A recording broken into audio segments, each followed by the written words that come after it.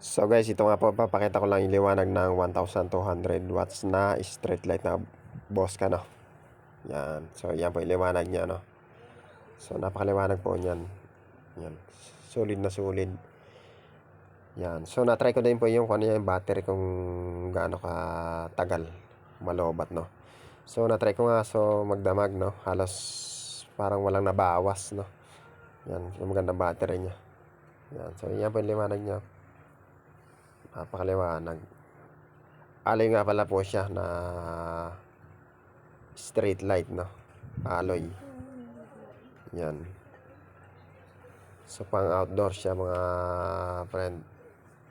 So ito nga yung nagkukulay yellow niyan, makulay red.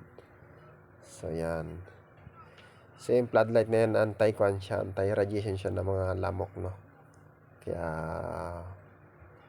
parang kwan siya, maganda siya sa mga bukid, no? Yan. So ganda, no? Ayos.